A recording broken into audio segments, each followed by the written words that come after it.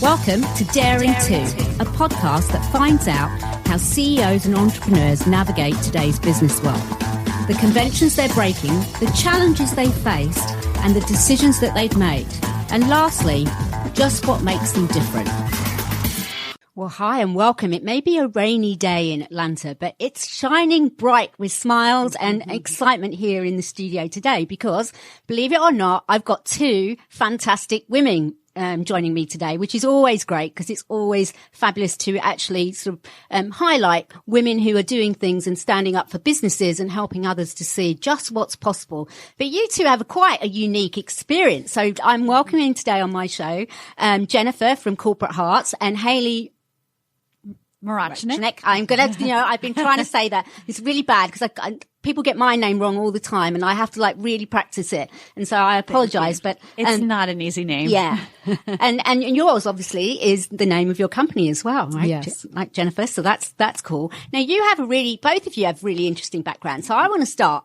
How do the two of you still actually not only have done work together, but have known each other for quite a long time? I don't know that many people that have known each other from the years that you guys have known each other. Tell us a little bit about that. So we knew each other as teenagers. We both grew up here in Atlanta and, we grew up, we went to college, we got jobs and we, drifted apart, led our lives, had children.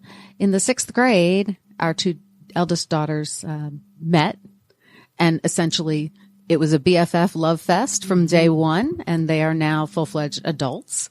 So we have been friends and co-parents. So it continues, right? It's continued. They are like carrying on the tradition, shall we say? It does. They are still best friends, and we love seeing that.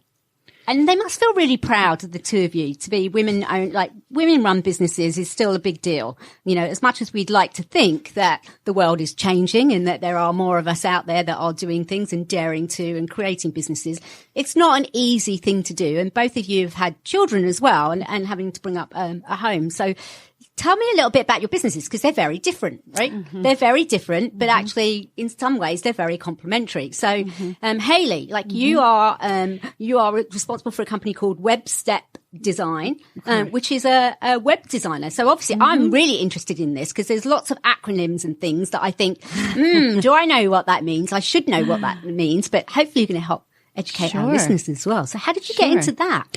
Well, actually I'm self-taught. I originally started years ago in advertising and I thought that this was a good fit, for my background and learning how to, target companies, with what their needs are. So now I'm able to help companies build on their, on their needs for their online, marketing.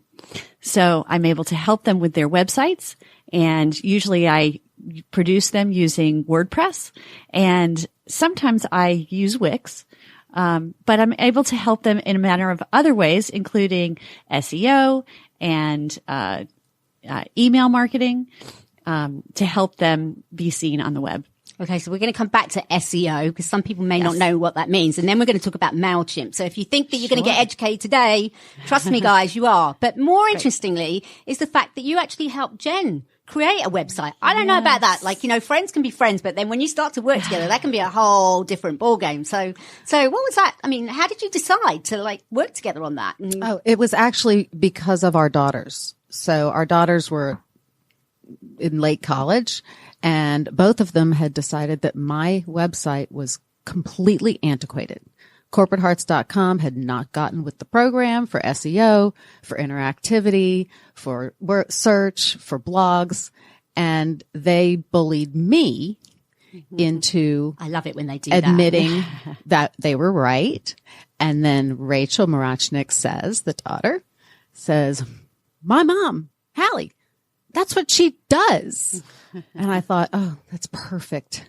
Do you think that they like colluded together, sort of like say we can make some money out of this if we like, I'll recommend your mum, right? And your mum definitely needs a website. But actually it turned out to be a really good deal. I mean, I've looked at your website. It is absolutely fabulous. So kudos for the work that you have done. But actually it's a really important part of business today. You know, if you think that everything's digital today, that the way we interact and where we do things, we want things right here, right now. And digital is a fantastic way of reaching people. Did you have an idea of what you wanted? Because I guess there'll be lots of business owners out there that might be saying like, might want to look at my website. Might want to change that. That sounds interesting. Did you have an idea about what you wanted, Jen?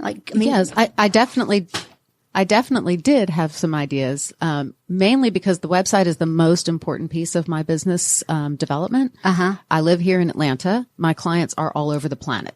So there's no event-based marketing to be had in that situation.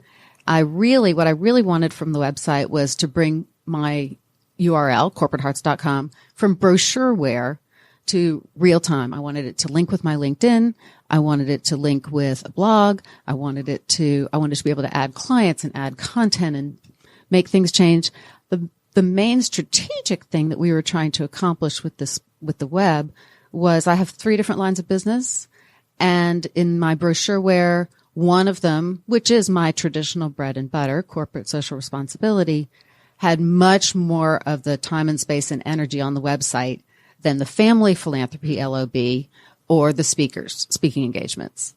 And I wanted them to be more parallel with each other. We're going to come on to some of your business, because I think that's a really interesting field that you're in, and very, very important in today's world to actually be doing something that is giving back, but in really responsible ways. So I do want to sort of delve into that a little bit as well. But before we get on to that, let's talk about what was it like having Jen as a client, you know, because I know what I'm like as a client. I can be really demanding and like impossible to work with. I know.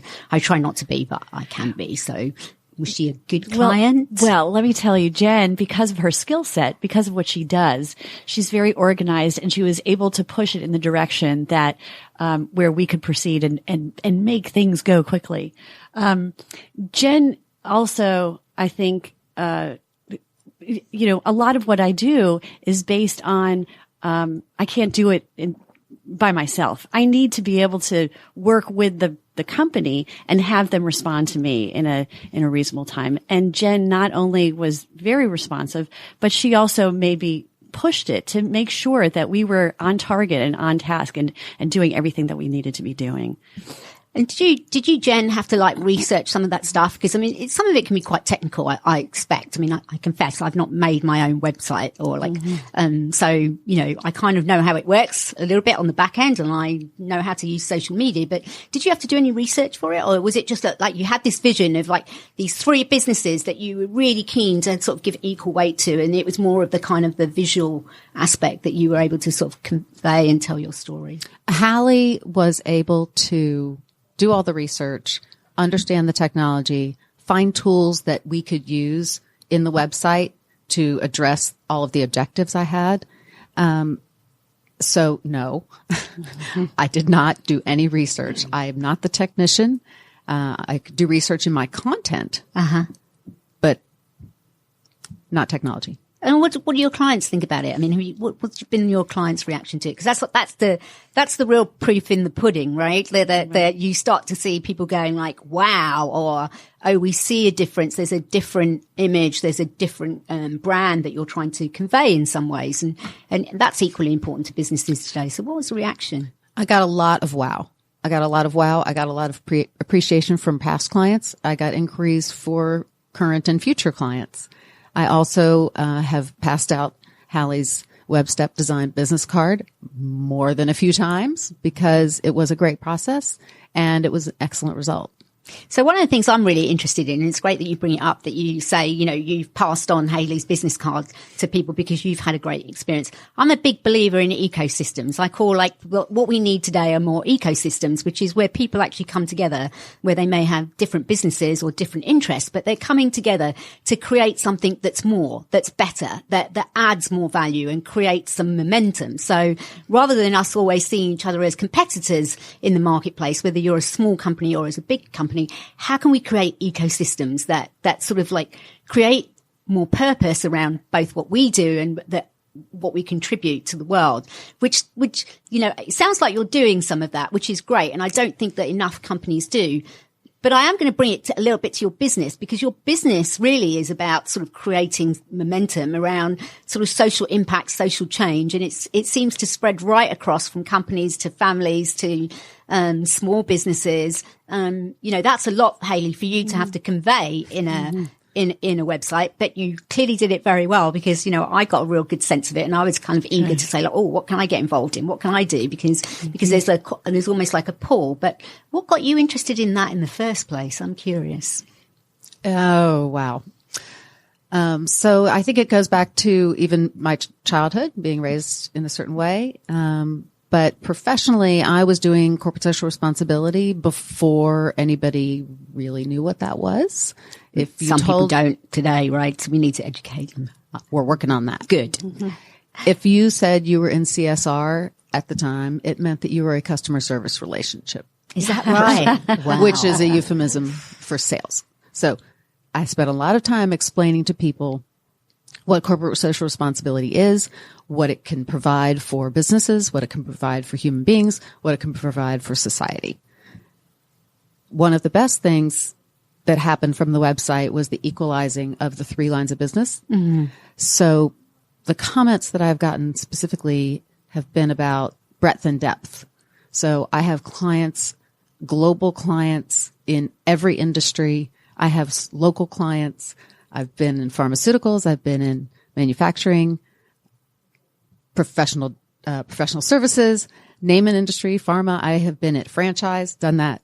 And so it really has been able to highlight from the CSR perspective that I do diversity and inclusion, branding and employee development. All these different business needs can be addressed through for-profit, nonprofit government partnerships. At the same time, I hadn't really been public about the fact that I did family philanthropy work as well, because my clients are actually all confidential. Mm-hmm. So I can't put their logo up on the website.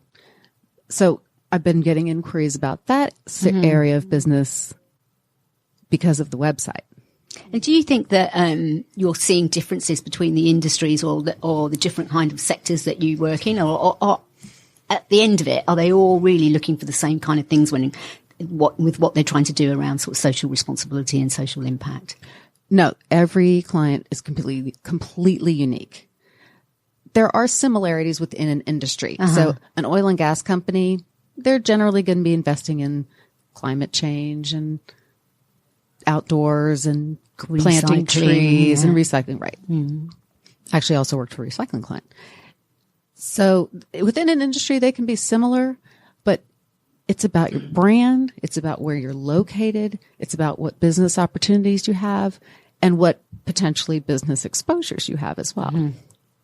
Okay. Was that, Halley, how did you help Jen to actually sort of like target in on clients? Because that's often a big thing for small businesses today, you know, to actually find the clients that are interested in their services. You know, I always think, oh, I wonder when my name will come up on Google, and, you never know, I might appear Well, Jen has such a great brand, and she's been working on her business has been together for a very long time. And I think really I needed to educate myself about her brand. And once I understood what she does and what she's able to provide for her clients, then I was able to talk to her a little bit better about how to put it together and how to organize her skill set so that it was effectually, on her website and communicated. So. And you've obviously seen some, traction around that. So definitely. WebStep design also helped with, search engine optimization. Oh, and that they don't know what that is. That's SEO, I think, right? And it's really interesting that a lot of people don't know about that. And so, but you clearly do. From a business perspective, and obviously from a website perspective, you do. But there's lots of sort of skepticism around SEO. Some people say I spent all this money and it's supposed to help me, but it's not helping me. So, how do you broach that subject? So really when you have a website, people sometimes say, well, can you just put up a website and somebody will be able to Google me and I'll be able to find it. There are some people who don't understand that there's a lot of back information and a lot of back SEO that goes into having a website. So Jennifer already had a lot of great content that she had with her other website. She had a great blog, a great piece called Hearts and Minds that had content from years and years and years that we were able to build on and pinpoint and highlight different keywords and make connections with links and make sure that she was found. She already also had a fabulous URL. So her URL had such good history that Google loved it. And so it's close to the beginning of the alphabet as well, right? I hear that's supposed to be good as well, isn't it? Yeah, perhaps. But she already had done some good things with her website before, and so we were able to build on that and take it to the next level. Do you think that women business owners are more reticent about what they do with like websites and how they advertise than say men are, or do you think that there's no difference? I mean, how would you think about that? I was talking to Jen about that the other day, and I think that women actually, I think, were a little bit more willing to listen to my advice, and maybe 50% of my clients are women, and when I talk to them.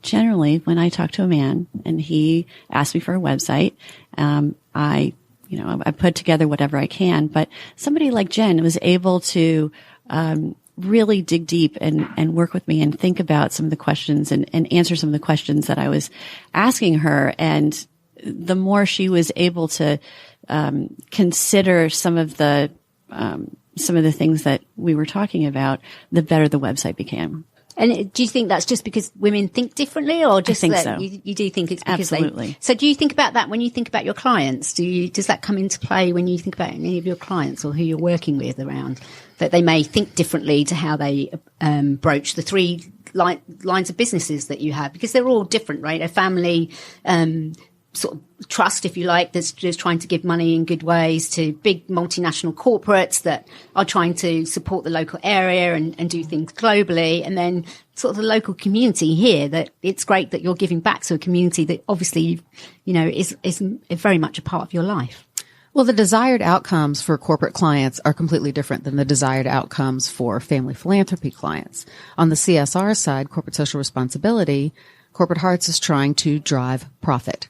Whether that profit is coming from market expansion, new products, employee retention, PR, cost savings, energy savings, the end has to be profit. Or when I walk out the door, they will no longer continue to do all this great stuff that we've just set up for them to do in the world. Yeah. Family philanthropy clients are much more interested in relationships and caring and true impact on the causes that they are passionate about. Right. There's no financial bottom line in that work. So it's very heady, cerebral work to work with corporate clients. And it's very emotional, really emotional at times, but positively emotional for me with family philanthropy clients. When I do speaking engagements, I just feel like it's my turn to spread the word. And do you feel like that there are more people spreading the word around sort of social impact, social responsibility? I feel like that maybe there is, but I don't know. I sometimes get a bit disappointed that, there's still not enough conversation about it going on around the world. Well, conversation is not what we need. Yeah, that's true. Action is what we need. I find personally, of course, I am in this space all the time in the middle of it, but I find too much conversation and too little action. Yeah. And that's why I feel like having a consultant like me is a catalyst for getting an action that's going to bring results. And if your clients, if they think about what they've done over the years, what would they say about some of the things that they feel that had a real impact around that, do you think? Oh, clients really vary. They have, some of them have pretty good experiences with social responsibility. Some of them come out of Europe, don't even think of it as corporate social responsibility because it's much more woven into the fabric there. And sometimes this usually happens with a leadership change. they realized that what they've been doing has been kind of greenwashing or window dressing so that they could have sweet, nice things to say to potential employees and potential clients and government officials. Right. Sometimes it's kind of like that. It's like the sugar coating on the top of a cake that's not very well made, where you kind of cover it up a little bit and make it look pretty, right? That is a terrific analogy. And so sometimes leadership change is what allows me to deliver both the profit and the impact. Well, you are really very, very passionate about this. I mean, I can feel it. I can feel like you're just sitting opposite me, but it's like you're like sitting right by this microphone saying like, you better hear what I'm saying because this is really important. And it's because it's a topic that I'm very passionate about. I think that, it's really good to hear you talk about it. How can we get more people involved in it? I mean, like clearly we've got this website that's doing a great job, but there must be other ways. I mean, I have to say, my experience of Atlanta and what people in Atlanta do around sort of social causes and things that have impact is phenomenal. I mean, I don't think I see that in London or in Australia where I've lived. But you really do see this sort of community come together and people that are, either that are dedicating businesses around it and or sort of supporting. But I'm sure there's lots of more that we could do. So to your point about action, what can people do? Well, I think, excuse me, when you're talking about people, to me, I think of it on two different levels, three different levels. One is an individual human. There are 7 million things that you can do to get up tomorrow and make the world better in a way that you care about. They're easy to find. Google works. Handsonatlanta.com works. .org works for Atlanta.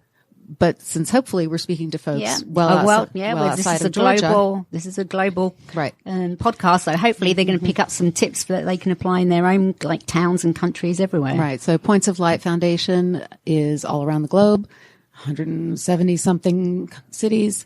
That's a good resource.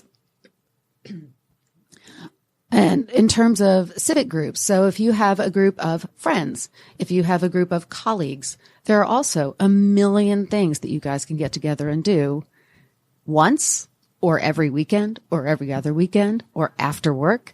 There are a million projects and nonprofits that could use not just your hands and not just your skills, but also your hearts, because you'll go and you'll talk about something that you've done using your skills to help a cause that you care about. And that sort of has a ripple effect. And then the third category, again, what we mentioned was these corporations. And I feel very, very, very strongly that every company needs to make profit. So do I. Profit is good. It's not bad. It's not one or the other. I don't believe that there are extremes. You can do good and still make profit. And I do not believe corporations are people. So they need to make profit at it. And there are a number of levers to pull to help them achieve that goal while achieving a million other goals that they have. Some of which we've mentioned before, like new markets or new products or employee retention, development, branding, things like that. So I've had one that I've always tried to sort of, maybe you can solve this conundrum around, maybe you can do it with the website. I don't know, but I've been trying for a long time to get large companies to think about their social responsibility budgets, their social impact budgets. And for some companies that can be millions of pounds, dollars, rands, whatever currency, francs, euros, whatever. But it can be millions of pounds. When I think, I've worked in big corporations in the past as well. And, it struck me when I've had conversations with the senior execs, with the CEOs, and some board members. And I've said, like, why is it that when we're putting like a big IT system in, like we have this massive capital discipline, like we count every single dollar and where it's going and making sure that we're getting like true value for money. But yet we've got millions of pounds, dollars, whatever, that we put into things that we want to have real impact on. But how much capital discipline, how much time do we really spend thinking about where that money is going versus like we're doing the same thing that we did 20 years ago because that's what we've always done. And that's always concerned me. And I've often thought and have proposed, why not use it as a leadership development opportunity? Lots of companies spend millions of pounds or dollars on sending people on training courses. Well, why not put them in charge or help them to go mentor, coach, or be coached by people within non-profits or all those organizations. I haven't managed to convince anybody yet. Maybe you can help me, because I can't help but thinking that, to your point, that there are ways to do this. And I really, truly wish, I give all CEOs a hard time around their capital discipline when it comes to their social impact budgets. I'll tell you 2 of my tricks. One of my tricks is when I'm working with a public company, I buy a share and I buy it for my mother. And I walk into the first meeting in the C-suite and I said, I need you to make this worth more, or I will be paying for them for the rest of my life. So I am in this with you. This is what I want. Mm-hmm. I also want all this good stuff that we're talking about doing in the world. So that's one of my tricks. My second trick is to ask them from the very first meeting, if it's a manufacturing company, how do you go about deciding whether to expand a plant or a new plant? If it's a retailer, how do you decide whether you're going to enter the Canadian market or not? And of course, they talk all about due diligence and research and blah, blah, blah. I'm like, okay, that's what we're going to do here. That's great. I think that's really great advice for any company, whatever size actually, or small organization, or even individuals that are thinking about, how can they really sort of impact the world. So there must be ways to do it through social media as well. So you must advise people on, you've talked, Halley, about advising people on social media, and maybe you can talk a little bit about MailChimp, because I'm sure people think that, there's a chimp that's going to come deliver the mail. Right. That's probably not going to happen. Well, as I mentioned before, I was in advertising and I was a broadcast media buyer. And so the way that we used to get the word out was so much different than it is today. Things have evolved so much. And so now we definitely have new ways, the social media, MailChimp. Jen does a great job with her blog, and you should actually, for people out there, you should look it up and you should listen. You should read it. It's called Hearts and Minds, and she, through MailChimp, has a newsletter that goes out regularly, and it has all kinds of great information about things that you can do and what's happening in the world. But the fact that we have social media is just, it's an amazing world that we live in. One thing I think, Halley, maybe you can talk about is the logo, the LinkedIn, the business card, that all came about from the website. Right. So, those were 3 components or several components that we came together on, and they all had to be branded together. And, now I think because of that, we were able to, put together something that people will recognize and have meaning. It's quite hard, right, to think about those things connecting together, like LinkedIn, Twitter, your website, like where do people go to find you? But I guess you must find ways to sort of like interweave them together so that like they actually connect behind the scenes, so that people don't necessarily, like if somebody's a real LinkedIn user, they're going to go to LinkedIn. Right. But it doesn't really matter, I guess, for the business owner, because they're going to get that connection anyway. So all of these platforms they're fabulous because they're for the most part free. MailChimp is free. It's actually headquartered here in Atlanta. And through MailChimp, Jen and whoever is using MailChimp, you're able to provide or to create one of the most valuable resources for your company, which is an email marketing list. And the way we set it up with Jennifer's website is every time she puts together content, it automatically gets sent out by MailChimp. And then the other thing is at a certain time of the week or the month. The other thing that we put together is we put together a form on her website so that if anybody goes to her website and says that they're interested in a certain area, that they can receive more information by entering their email address and their contact information.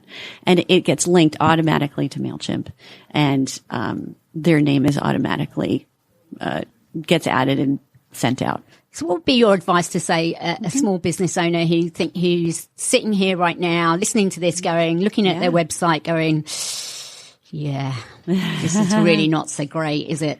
But they're a bit hesitant about making that step because they may get asked questions that they really don't know the answer to. They don't want to look stupid. They don't know what their budget is.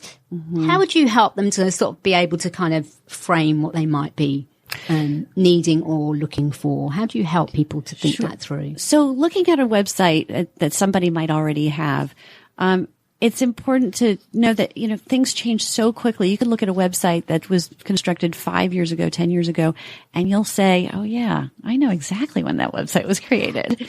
So they show their age like us. I hope really we try to hide it. So that's not what we try and do with the website. It's kind of like buying a dress. You can go back and see when it was, have an idea based on the style of it. And also things improve, the technology is improving constantly. So there's always new plugins that we can use and new resources that we can improve a website. But right now, if everybody is looking at their own website, if your website is not mobile friendly, then you really need an update. Everybody should be mobile friendly, especially since Google is kind of downgrading sites that aren't. So that's really the most important thing. I didn't know that. That's a piece of news for anyone that's listening. Yeah. Yeah. So, Google is constantly changing their algorithm and they're constantly deciding who needs to be promoted more. And if your website doesn't have certain features, as I said, the most important is being mobile friendly, then you really need to make some changes. So, Jen, I mean, obviously it's helped you with your business, hugely. It took, your children to say, you've got to do this. You've got to get in there and really make the impact that they obviously felt that, your daughter obviously felt that you could make. Where do you go from here with this now? I mean, how do you continue to sort of gain the momentum that you've got through using digital platforms, if you like, because digital is the big thing. Everyone's talking about digital and analytics. How do you envisage using it, to either find your clients, work with your clients, or help your clients to understand what's on offer and what they can do? What would you say to them? One thing I would say is that the catalyst of creating a new website made me think of Corporate Hartz as a brand. I don't know if that's a woman thing or if that's just a me thing, but I never thought of myself as a brand. This said, no, yes, you are Corporate Hartz, CORPATHARTZ.com. That's your brand. And so that was a huge mind shift. And that made it much easier for me to feel comfortable being the outreach person in a conversation. Saw you on LinkedIn. Seems like these are the three ways I might be able to help you. So because of the website and I redid my LinkedIn to be much more dynamic and much more appealing and easier to navigate. And so that has been very important for me. So I have those different avenues. In terms of the internet in general, and there are a zillion million platforms that go out worldwide or United States wide that talk about sustainability, diversity and inclusion, and branding, employer brand, social impact, metrics, tracking. And so there is not a lack of places to put your information, nor glean information back from them.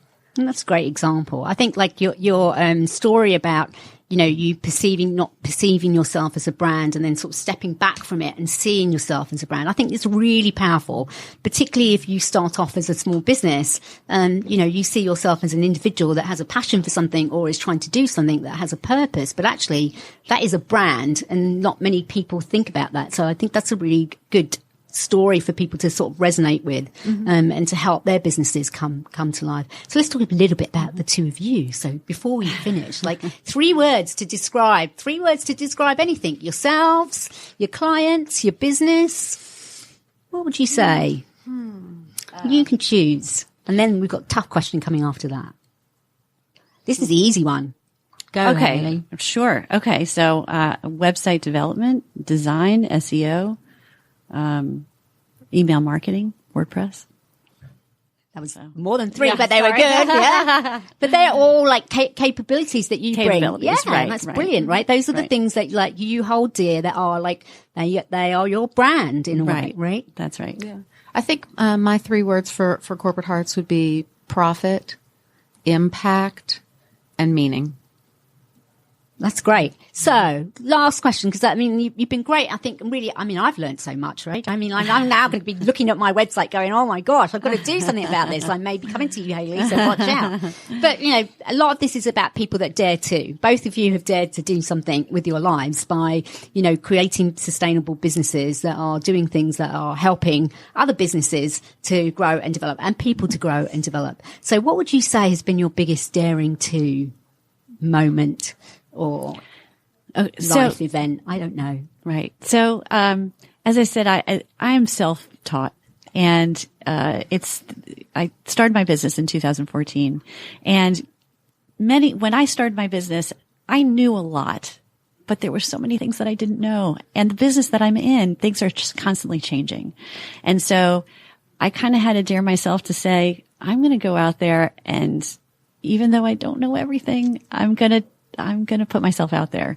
And on a daily basis, I'm, saying that I know a lot, and sometimes I just have to figure it out. I love that. That's so cool, because often people are just too scared to try it, and you've got to dip your toe in the water. Right. And learning's quite fun. Yeah. So Jen, what's yours? I think my daring moment was, I was working for a .com.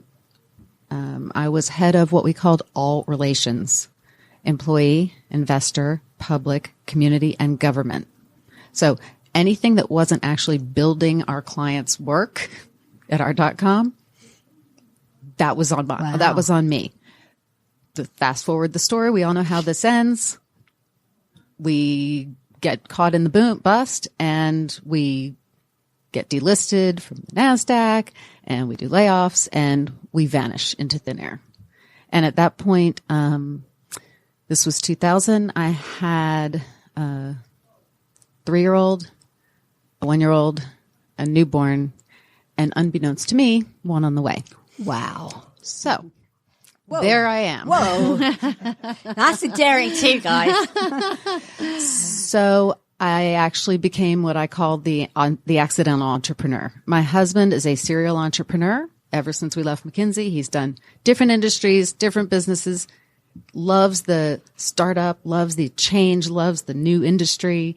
And I have been the slow and steady wins the race guy. Well, all of a sudden, not exactly sure how I'm supposed to do that. So I accepted a project engagement with Bell South when they called.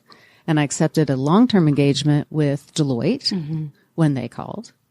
And I was working with Deloitte, and I said, so I'm thinking maybe, should I be a company? They said, yes, you should be a company. And I really thought I was just making it up, you know, for taxes, because I had 2 clients and I didn't really think about the future. I just went into it and did it. And that's not within my nature to be entrepreneurial. When the unknown is unknown, the future is unknown. So I think that was really a big thing, that I accepted that this was going to be the right next career for me. And I'm in my 20th year now. Well, that's fabulous. Yeah. And, you know, we are actually in the world of uncertainty and unknown. It's talked about a lot as part of like the 4th industrial revolution, that we've got to get comfortable of like just going out there and doing it. And I think both of you have really shown people, if they are thinking about it and they're just thinking like, do I know enough or not? Here you both stand today as shining examples of, you know, give it a go, because you find inner strength and I think just inner belief, and we need more women. So let's get some more women there as well. On that note, if people want to find out more about Corporate Hartz, how do they do that, Jen? You can go to the web at www.corporatehartz.com. That's CORPORHARTZ.com. Or you can find me on LinkedIn, Jennifer Levine Hartz. Halley. Yes. Same. WebStep Design. So it's www.webstepdesign.com, or also you can go to my LinkedIn profile. Great. And if you want to find out more about DARE, then you can find us on www.dare.com. dareworldwide.com. You can find me on Twitter at Rita_Trahan. And my second edition of my book, Unleashing Capacity, is out on Amazon. Don't miss it. It's a great book. If you need it just to help you sleep, or if you're really interested in changing the world, it might give you some ideas. Thank you both for being on a guest today. I've really enjoyed having you, and I've learned millions of things. So great. Thank you. Thank you. Thank you.